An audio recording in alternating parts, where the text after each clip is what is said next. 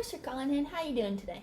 I'm doing wonderful. Great. So I know you just had an ileostomy, and right now you're on a clear liquid diet. Your doctors did consult me just for an education for a low fiber diet as your diet progresses. So have you ever been educated on a low fiber diet? No. Okay. And then prior to admission, did you ever take nutrition supplements like Ensure or Boost? I did. Okay, so you can definitely continue doing that while you're in the hospital. Just make sure that you focus on ones that have like 1 gram. So that's going to be like Ensure high protein pudding. So now for our education session, we're just going to go over 3 main points and discuss things that are in a low fiber diet. So here's the pamphlet I have for you today, and you can just look through that. So the first thing, the main priority is to eat foods that are low in fiber. So that's going to be things like wheat bread without seeds, crackers, cream of wheat, and well-cooked vegetables without the skins and hulls, as well as soft and well-cooked fruits without skins. If you're lactose intolerant, you will want to stay away from dairy, but if you're not, you can still have dairy products like 2% milk, yogurts, and cheeses. And you also at each meal want to make sure you have a lean protein source, so that'll be like poultry, so things like turkey, chicken, fish, and you can have nut butters if you like that. You can also have eggs as well. And then so overall you just want to focus on having no more than 8 grams of fiber in a day, and also focus on having small meals to meet your nutrient needs throughout the day as well.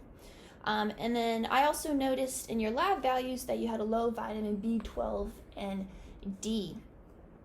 So you also want to focus on foods that are high in vitamin B12 and D. So that'll include things like fish, so like salmon, turkey, and fortified low-fat milk, and eggs as well. So you can easily incorporate that into your low-fiber diet. And you just want to focus on these foods because it'll prevent osteoporosis and weakening of your bones. And then so secondly, you'll want to avoid spicy and high fat fried and greasy foods. This will just prevent any discomfort within your stomach. And then thirdly, you also want to stay hydrated. So the goal is to drink 8 to 10 cups a day. I did notice your lab values for your sodium was high and your potassium was low. Can you tell me how much water you drink in a day? Like 4 cups or so. So again, just focus on drinking 8 to 10 cups a day. You can also incorporate electrolytes as well to help with your dehydration, so kind of like Propel. And then out of these 3 recommendations, which one would you be interested in focusing at this time? I would say eating food that's low in fiber and contains vitamin D and B12 because I really don't want to have osteoporosis. Great, yeah.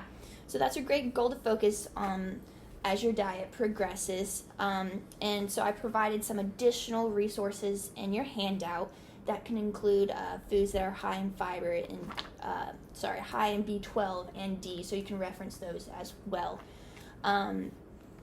And so you just want to make sure to stay away from foods like whole grains because that's going to be higher in fiber.